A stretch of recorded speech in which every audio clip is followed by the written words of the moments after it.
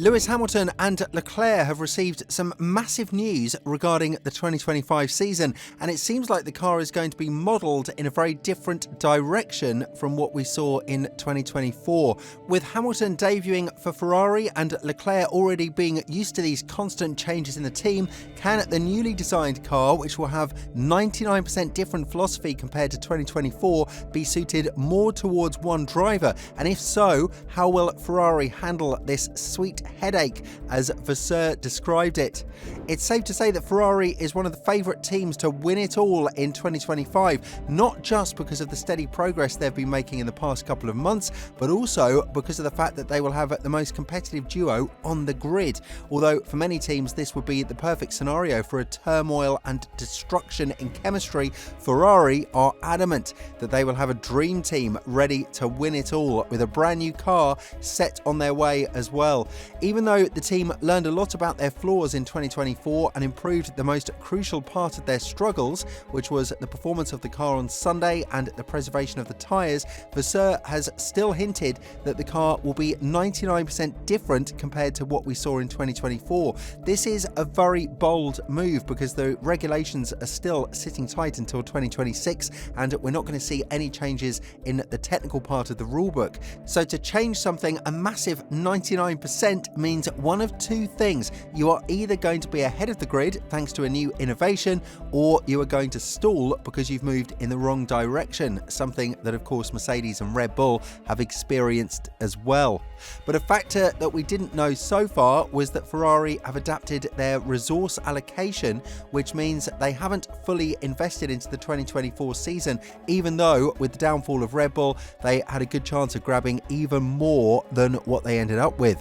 Sources report that Ferrari have been focused on developing the 2025 car for some time, and they are the first team to have passed the crash test, which might not be good news because they haven't pushed the car to its limits just yet. Nevertheless, the team has minimised the risk-reward factor by investing in their 2025 car, the earliest of all the teams, and Leclerc is adamant that there will be huge gains that they will see with the car. Obviously, this could mean nothing if the rest of the grid, especially McLaren, keep the steady curve of improving, which might be hindered with the ban of the mini DRS trick they've exploited. But the confidence in Leclerc is through the roof, as he went on to say, "As I said, it's all relative. Everybody within the paddock, there is not one team that is getting worse from one year to the other, but it's how much of a step forward the others have done. So it all really depends on others as well. But on our side, I have zero doubts that we will make a step forward next year, 2025, and the 1 year after that as well. But then I don't know what the others will do."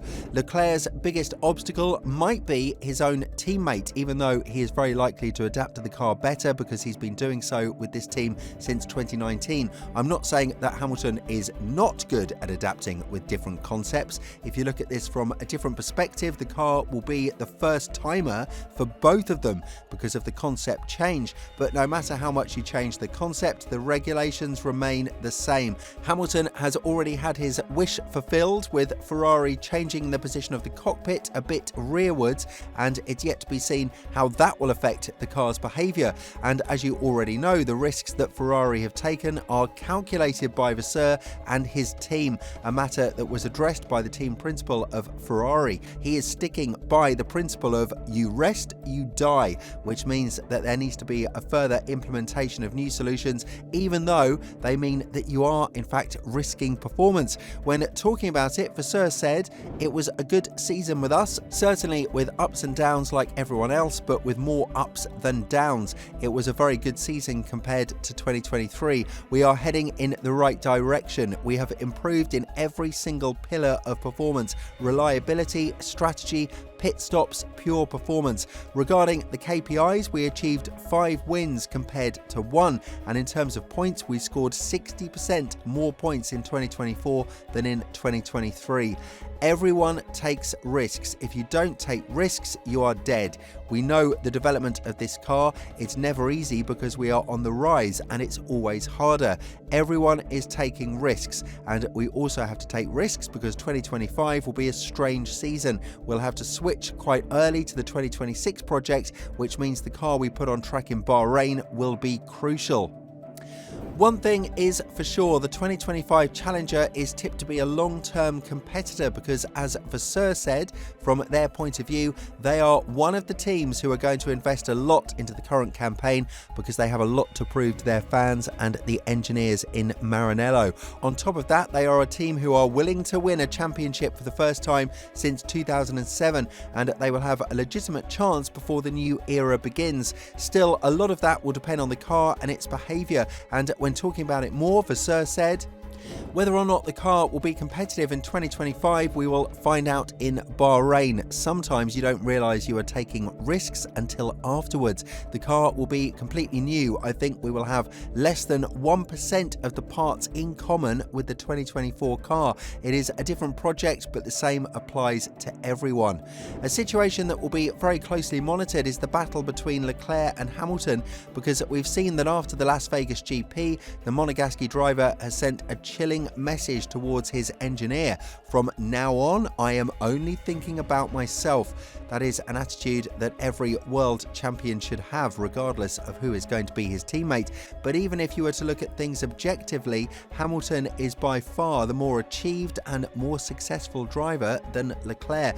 The only question he needs to answer to the fans is whether or not his age has caught up with him, and the comments made late in 2024 in Qatar about him being slow were primarily targeted to hurt his former team Mercedes. Horner commented on this matter as he believes that the duo of Leclerc and Hamilton will have a perfect scenario to create a division between the team, and when elaborating on this to a greater extent, he went on to compare the situations between his and the Maranello team, adding, "We're perhaps slightly different to other teams where we go, do you know what? Verstappen is the most valuable asset in Formula 1. He is our lead driver. If you can get close to him, fantastic. But the reality is the expectation is for Max to win. A team like Ferrari next year, for example, are going to have two drivers that are going to be taking points off each other. And which horse do you back? You have to back both of them, but that sometimes becomes divisive within a team. Different teams have different approaches. Yes, this is what you would expect from drivers who have goals far bigger than what you could imagine in your head. One is trying to win his maiden championship with the team that he's helped transform into what they are today, and the other is trying to prolong his legacy by winning the 8th championship and surpassing the driver that rose Ferrari to its former glory from 2000 to 2004, Michael Schumacher. And according to Fred Vasseur, this is something that he would much rather deal with than having two drivers who would be fighting at the back end. Addressing it to a greater extent, the Frenchman said, "Yeah, I prefer to fight for 1-2 than for 19-20, that is clear, and I think it's also part of the performance, clearly. The last 2 years I let them race on track, and it was for the benefit of the team because the emulation that we created like this was part of the recovery when we had tough times, and they had huge respect between them, and we had a good moment with Carlos' father in Fiorano, and it was very nice. It's part of the performance of the team." With all this in mind, do you think that Ferrari's new car will suit Leclerc or Hamilton more? And even more importantly, where do you think the Maranello team will end up at the end of 2025? Let us know in the comments below, and once you do that, make sure to check out the video that's appearing on your screen right now.